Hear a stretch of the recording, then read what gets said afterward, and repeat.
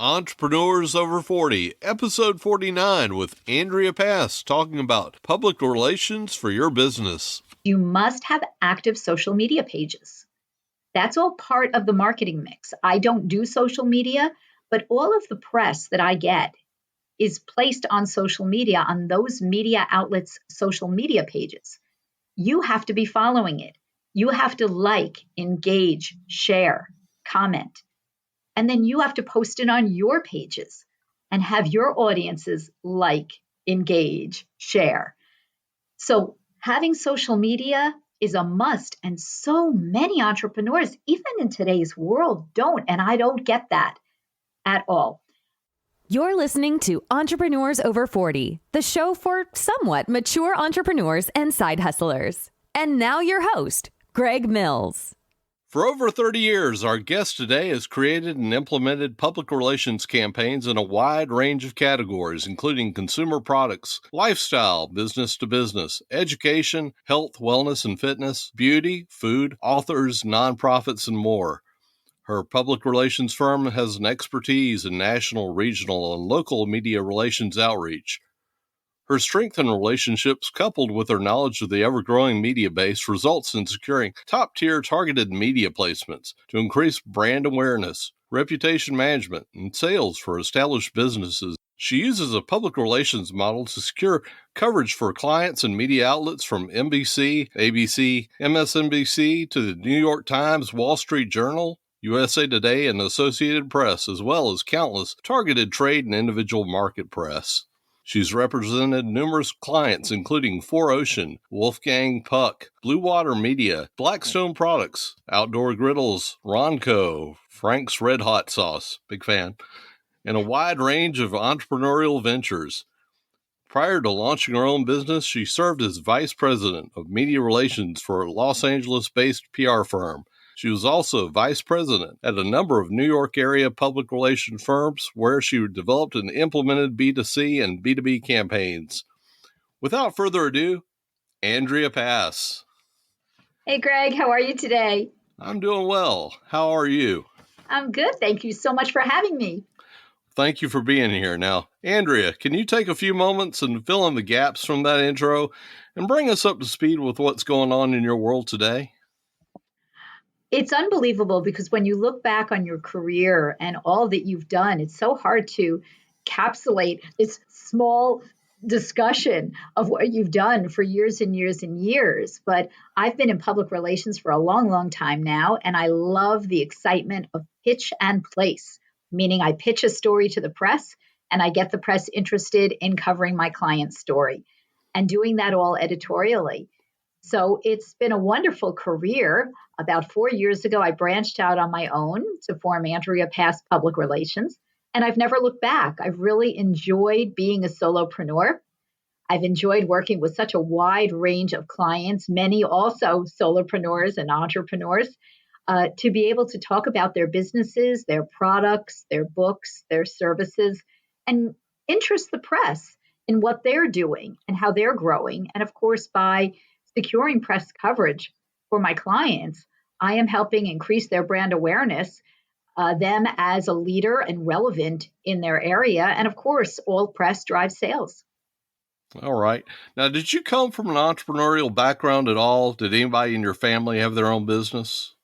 Not at all. My dad was in computer technology. He was one of the first people that did punch cards back in the olden days, and he would take me and my siblings to IBM to watch him with punch cards, and we'd see how that would all go through the computer system. My mom was a bookkeeper for years and years and years for other people. So I don't come from an entrepreneurial spirit, and so many of my clients over the years kept pushing me, Andrea, why aren't you in business for yourself? You're doing all the work, and the person with the name on the door is getting all the credit. And it just was, I wasn't ready. And then a few years ago, it was the time. It was the right time. And within 4 days of launching Andrea Pass Public Relations, I had my first client, and I haven't turned back at all. I know that your clients were prompting you over and over to start your own business, but was there a defining moment or an action or something that happened that kind of pushed you out? That's the actually perfect word, Greg, because out of the blue, I was the vice president of an LA-based public relations firm. I'm based on the East Coast, so I was remote before the days of people being remote. And I was bringing in all the business. And then suddenly it was weird. The boss wasn't talking to me for a few weeks. I had back-to-back trips, a big conference, the hardware show in Las Vegas, a big client event in Los Angeles, another big event with clients in San Diego. I was traveling back and forth across the country. I couldn't understand why she wouldn't make time to talk to me until I got back. And she cut more than a third of her staff, including me. She couldn't pay salaries. And within a few days after that, another third quit. And so the timing was so perfect that I said, okay, this is great. I have a little bit of a severance so I can get started, and got started immediately. So when one door closes, another one swings wide open. Now, what was the most difficult part of starting your own agency? Wow. Starting my own public relations firm. And I think for so many entrepreneurs starting out, it's getting that letter of agreement, getting a contract that others will sign with you. Because I asked others for help on an appropriate contract. And my original contracts probably were a ridiculous 7 or 8 pages long. And I lost clients over it because they didn't want to read the whole thing and have their law firms have to read the whole thing. And now my letter of agreement is a page and a half.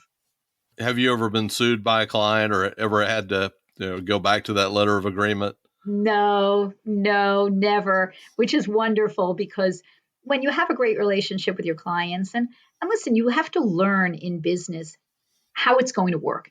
And in public relations, because it's not a tangible, and there are a lot of hours I put in that you don't see the work, but I'm doing the work, I need to be paid at the beginning of the month. Other businesses work that they get paid at the end of the month or 90 days later. I can't operate that way. And when I started out, I actually had a client who didn't pay me for 2 months and decided we're not going to do anything. He ended up paying me for the 2 months, but then he said, no, we're not going to go forward. And I said, all right, even though I have this letter of agreement for X number of months with him, am I going to really enforce this and bring in attorneys when it's okay? He didn't want to do this. And I honestly didn't want to work with him anymore because he wasn't making the commitment. So I haven't had to do that because most of my clients have been gung-ho. What can you do? Seeing that I'm getting the job done quickly. I have a new client I started with last week. They already have 6 interviews. Oh. I work very fast, and my clients like to see results pretty quickly. So it's been working out. It's been really a joy to be an entrepreneur. What's been probably your biggest mistake in the 3 years that you've worked for yourself?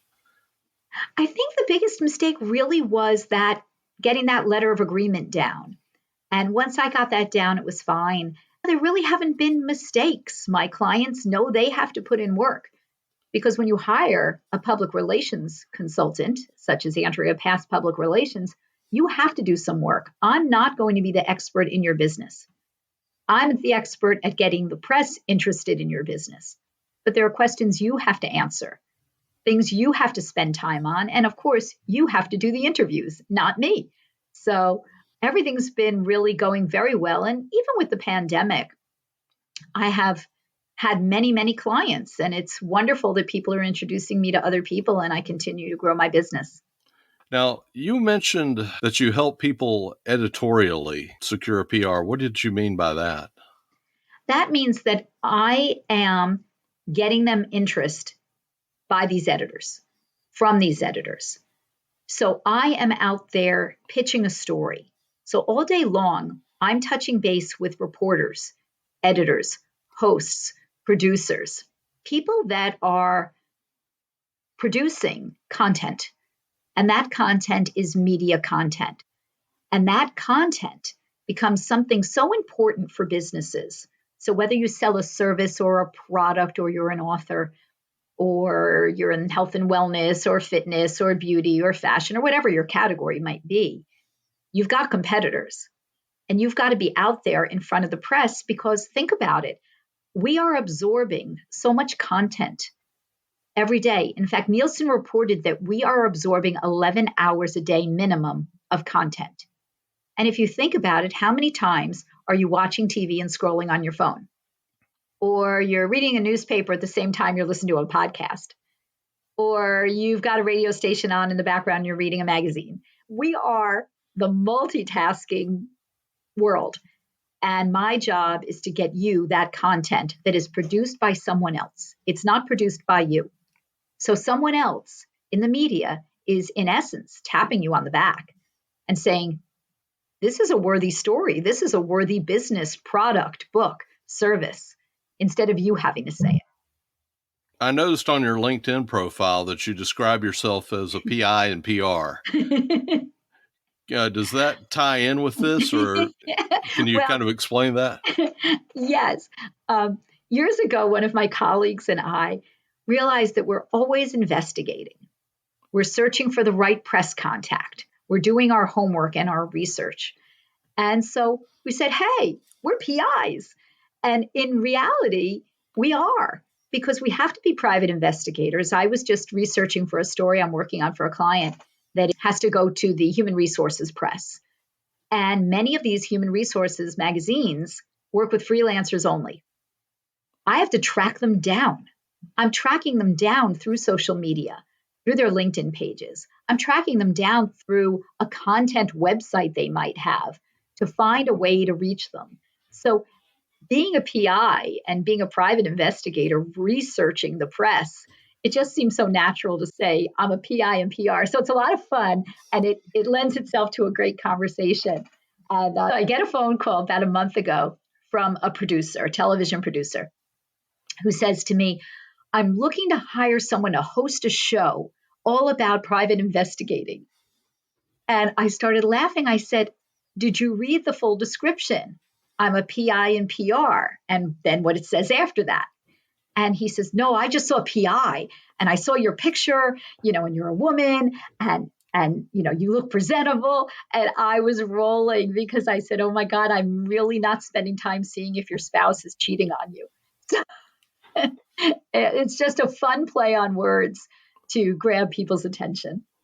How did you define your customer avatar early on? I'm a lifestyle person. I'm a consumer person. So my clients really are in the lifestyle and consumer space. Whereas they might have a business to business topic, it really reaches a consumer audience. So I do things that are consumer related. Therefore, I'm doing consumer products and lifestyle and authors and services that benefit a consumer topic. I don't work with anyone who reports to a compliance department, because compliance companies have PR at the top for a national company. So I'm working with the CEO directly because I like to be able to talk directly to that person, that business owner, prepare them for the interviews, and not have to spend days waiting for an assistant to get back to me to see if they're available. You'd be outside in your van and you'd know when they left because you're a PI. Sorry. I suppose. Not all of the jokes are funny here on That's okay. It was a good try, Greg. Thank you. I'll keep the day job. So what are 2 or 3 tips about public relations that most people would find surprising? Well, I think that first and foremost, business people are not spending their time and money on marketing. And public relations is one element of the marketing mix. So it's important that you must recognize that you have to be quoted by others. You have to be in the press, especially if your competitor is. So first and foremost, recognize that you need to spend money on your business in order for your business to grow. The other thing is, when you have an outside public relations person, like Andrea passed public relations, that makes you bigger, because I'm calling on your behalf and you are not contacting the press on your behalf. So as soon as there is that person, that middleman or middlewoman, your company is bigger and worthy because someone else is doing it. And thirdly, I would say that we can't do everything or be experts in everything. And that's really important to note. I wouldn't do my own dental work. I'm not a dentist. I go to the dentist. The same way as I wouldn't do my own legal work. If I need something legally done, I go to a lawyer. The same thing. Go to a professional public relations person, not an intern who has no experience, because you're going to waste a lot of time and energy. If you work with a reputable public relations person, the job is going to get done and you are going to see your business in the press. Now, what are some common mistakes that people make when it comes to PR for their business? And it may just be the inverse of what you just said. Yeah, the first mistake is they don't do public relations. And they're trying to figure out how come no one knows about me. The other thing is you must have active social media pages. That's all part of the marketing mix. I don't do social media, but all of the press that I get is placed on social media, on those media outlets' social media pages. You have to be following it. You have to like, engage, share, comment. And then you have to post it on your pages and have your audiences like, engage, share. So having social media is a must. And so many entrepreneurs, even in today's world, don't. And I don't get that at all. And I'd say the other thing that companies might do wrong, I don't want to say wrong because it sounds really negative, but they're not educated enough in, is present themselves. Media training is key. And I spend time with my clients to prepare them for interviews so that they get the message across. They're highlighting their product. They're noting the name of their business the same way you and I are talking, and I'm referring to myself as Andrea Past Public Relations. It's important to say the name of your book, not just my book, or the name of your product or your service, because those listening, watching, reading, tune in and out. Going back to social media, what channels or platforms do you recommend that people engage in? Are there specific ones even? I think that it's important that you recognize who your demographic is for your business. So if you're of a certain age, which you and I are, Facebook is the platform for those folks of a certain age. If you're the age of my children, late 20s, early 30s, they're engaging on Instagram. Twitter isn't as popular with anyone anymore, but it's so easy. Why not have a Twitter page? LinkedIn is key for business. If you are talking about a business topic, you need to be on LinkedIn, you need to have a following, and you need to be posting. And TikTok is growing for all demographics. So be on TikTok. So it's worth your while as a business owner to recognize who your target audience is and make sure that you have public relations in your marketing mix and make sure your social media pages are active. Are you on TikTok? I just joined TikTok. I've done only 2 little videos. I need to learn how to do it, but I was amazed how many people started following me immediately. So it's an important platform, not so much for me with a service that I do for other people, but I think for those businesses that have products, that have a book, I think it's very important because more and more people are engaging with TikTok. People love video content. Yeah, I've got a neighbor that actually I would not have suspected would have been on TikTok, but she's got a wide range of videos and she's got about 6,600 followers currently. That's amazing. It blows my mind. So when people come to you, is there certain homework that they should have already done to help speed up the process or to be further ahead? I think most importantly, when you're starting a public relations campaign, you must have an up-to-date website. If you sell a product or a book or a service, you have to have a way on that website for people to make a purchase. If you have a book or a product, you must be on Amazon as well, because most writers will prefer an Amazon link to your website link. So you need that as well. And you need to have your social media pages set up. And what do I need to get started? Real simple. I need your biography and your headshot, a few lifestyle pictures of a product or a book jacket. And if you have a service-based business, any kind of surveys you've done or statistics or tips that you can offer. And then I get started. And that's my differentiator. I find that I can dive in day one because my clients know they have to get me this information. I have many, many contacts to start with, and I'm able to secure those interviews or product features or people interested in reviewing something very quickly because of that information. So when it comes to that, I think Andrea Past Public Relations is a step ahead of many other PR practitioners or firms. Now, how did you get started doing authors? I can understand regular businesses needing PR, but authors seems to be kind of a niche that I wouldn't have expected you to have. Yeah, it's very interesting. I've actually been representing authors almost my entire PR career here and there. And the first author I represented was Sunny Schlanger, who wrote a book, How to Be Organized in Spite of Yourself. And I'm going back a long time. I was able to secure for her a feature on a show that was called Regis and Kathy Lee. Okay, so today the show is Kelly and Ryan, but I'm going back. I'm dating myself because I'm obviously over 40.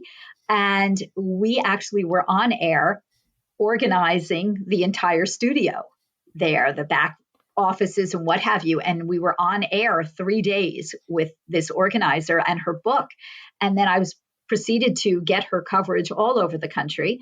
And when she wrote her second book, she called Organizing for the Spirit. She even noted me in her notes in the book. And I worked with her for many years. And over the years, I've worked with a combination of nonfiction and fiction books. So it's very exciting. In fact, right now, I'm working with a high school student who is autistic, who wrote a young adult novel about homelessness. He is not homeless. It's an interest he has. And In the Hole is the name of the book by Ben Levin. And I've gotten coverage everywhere for Ben because he has a great story as an autistic young man who has a storytelling ability. And so working with him and his book has been phenomenal. And I love working with authors because an author's book is an author's heart. That's plain and simple. So when I'm working with someone who I know, that's their goal is for other people to see the beauty in whatever their book is about. It just makes me feel good. And I think at the end of the day, we need to feel good. I believe you've also worked with some inventors as well. Is that correct? I am very active in the inventor community. I sit on the board of the United Inventors Association of America. We are a nonprofit 501c3, and we help inventors understand how to move forward in the process. And these aren't the big corporate guys. These are the moms and dads and grandmas and grandpas and people who have an idea. And what do they do with the idea? And when should they get a patent or a provisional patent?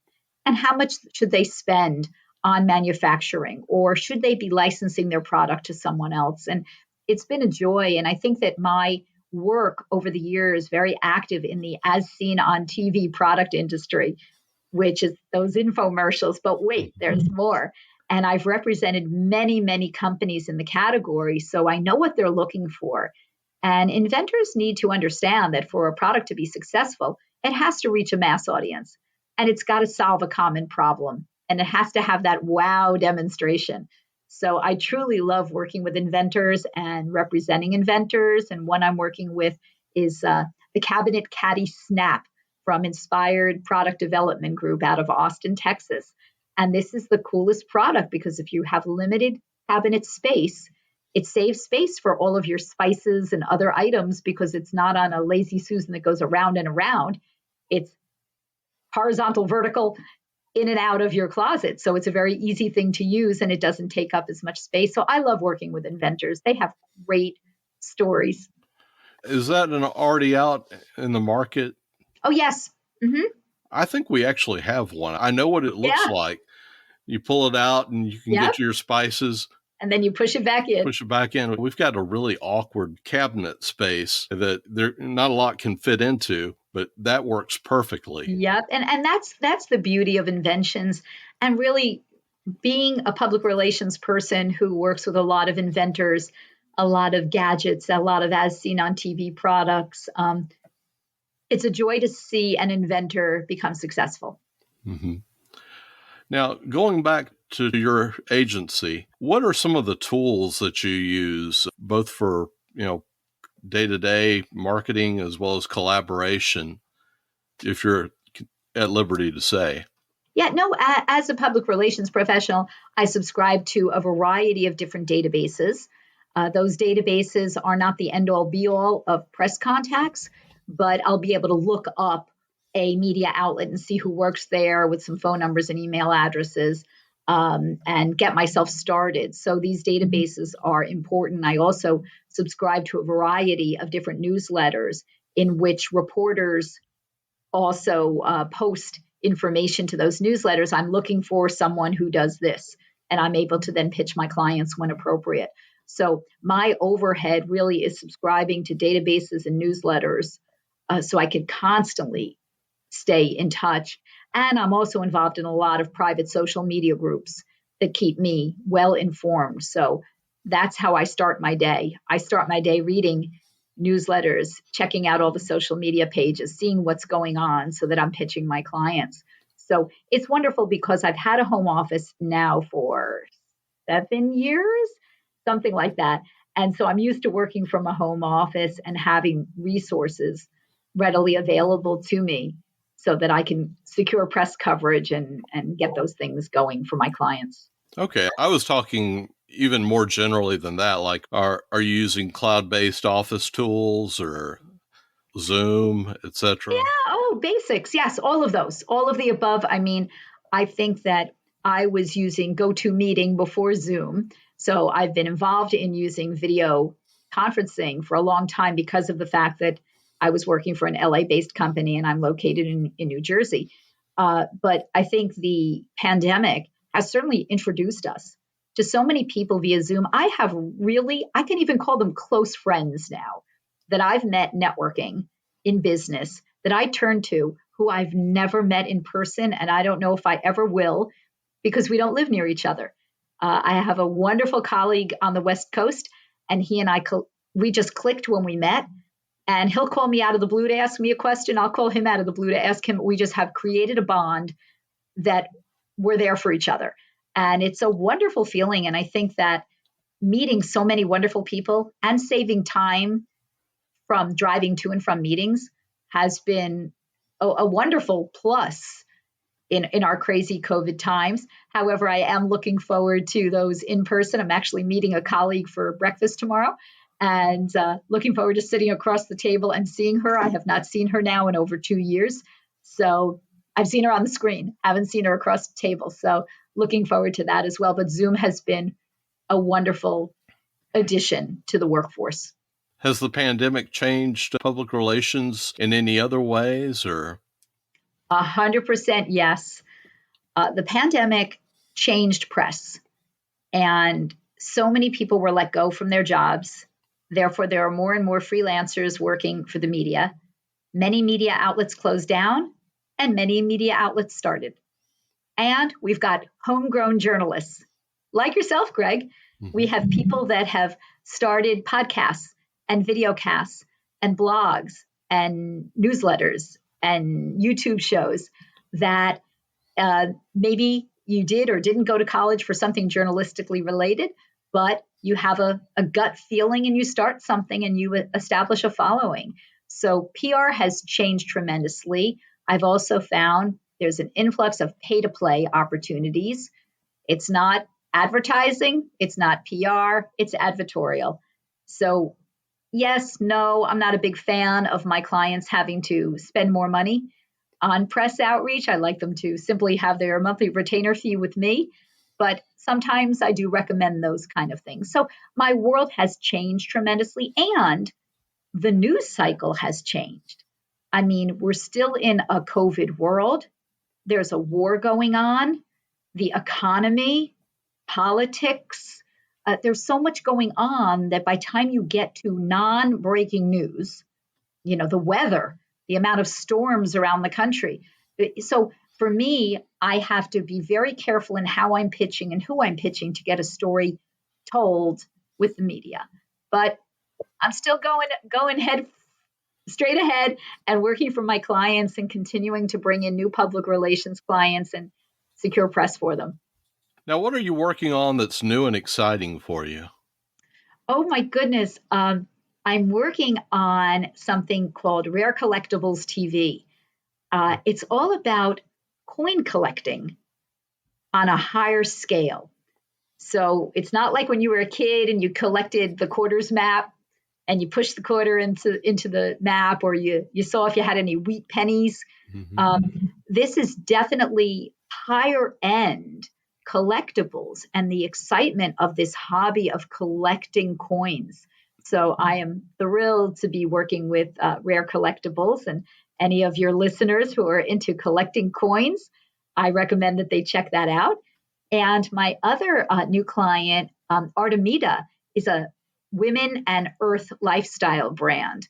And it's a new supplement for women, but it's more than taking a vitamin. It's more about the packaging, that it's sustainable. The box can be recycled and the packaging can be composted. And if you don't compost, Artemida sends you a self-addressed stamped envelope to send the packaging back to them, and they will compost it, because the owner is so focused on preserving the earth and caring about the earth. So that's a really exciting thing to be working on right now. I have a few other really interesting clients. Wealth.com is all about the fact that human resources departments and companies should be offering estate planning services to their staffs.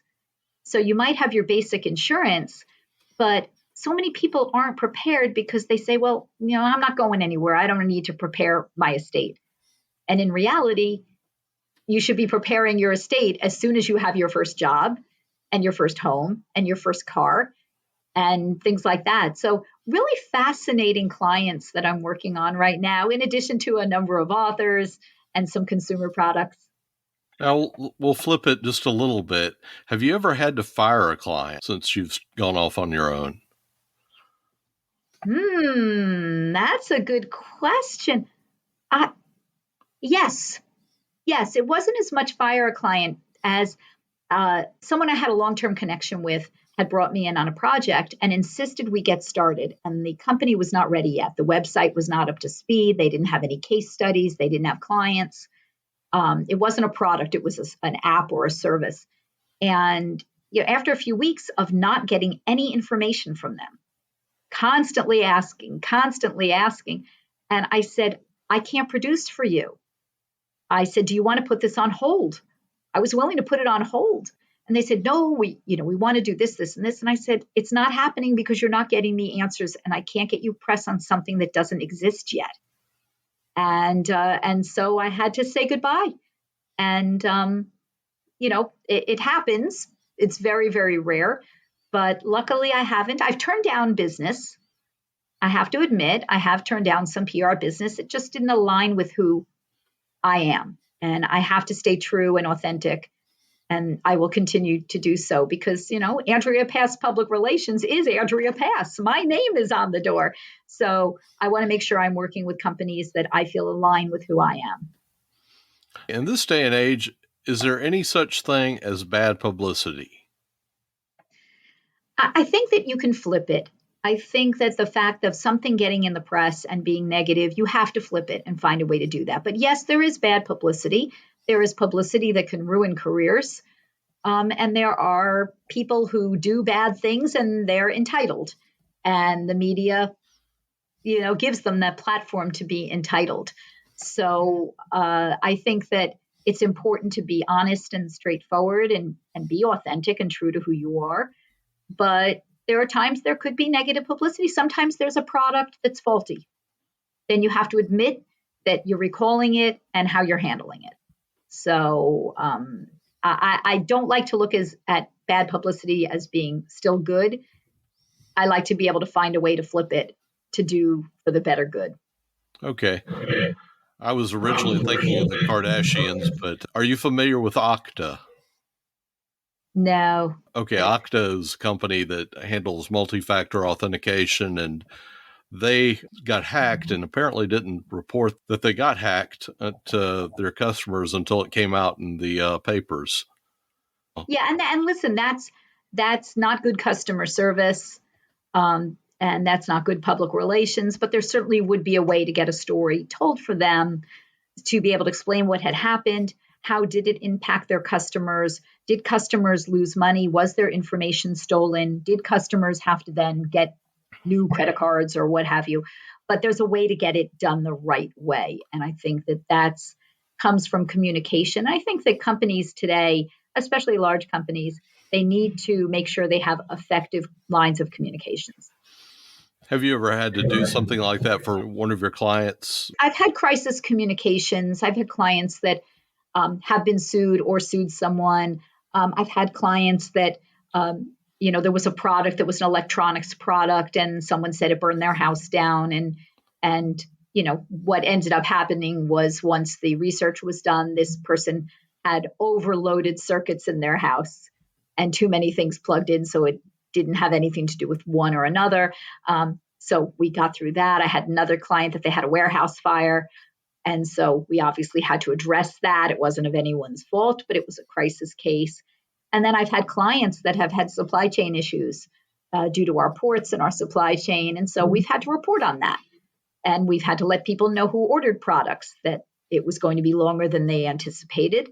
And I worked with them on their public relations statements and interviews and recommendations for their customer service departments. What would you say is your number one skill? And also flipping that again, what's your number one weakness? Well, my number one skill is relationships. I'm a people person.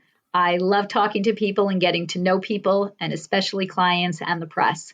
So my relationships and my ability to grow relationships has benefited my client, with press being the result of that. So I'm definitely an expert at pitching the media and placing in the media editorially for my clients. And that all fits in the relationship category. And I'm not great at technology. New technology, it takes me a while to learn it. So it takes me a while to learn it. Yeah, fair enough. Well, let's get ready to wrap this up. What final words of wisdom would you like to share about public relations to entrepreneurs? I say to entrepreneurs, make sure public relations is in your marketing mix. Don't wait until tomorrow. So many times entrepreneurs say, well, I'll wait 6 months. I'll wait till next year. I'm going to move offices. I didn't do this. The longer you wait, the longer it is before the press talks about you and other people talk about you. So start today. Feel free to reach out to me at AndreaPassPR.com is my website. And I have an appointments tab there. And anyone who is listening can schedule a complimentary consultation with me to learn, is public relations right for you? Are we the right mix to work together? Okay. So I love what I do, so I never work a day in my life. I'm always looking to meet new people and connect with new clients all over the country, because it doesn't matter where I'm sitting. It matters that I know how to reach the press from coast to coast, and look forward to doing it. So I certainly hope I have a chance to speak with you again, Greg, and certainly get to know some of your listeners. We'll definitely make that happen. Now, what's the number one piece of advice that you can give for our listeners? Start public relations today. Start public relations today. What's the best way for people to check you out and get in touch with you? Just go back over that one more time for us. So my website is AndreaPassPR.com. And you can also find me on LinkedIn, Andrea Pass, on Facebook, Andrea Pass Public Relations.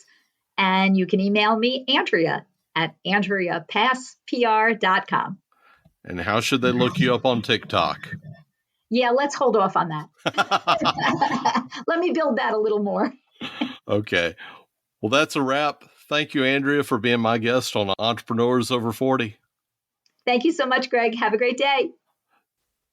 Check out the newly redesigned Entrepreneurs Over 40 website at www.entrepreneursover40.com.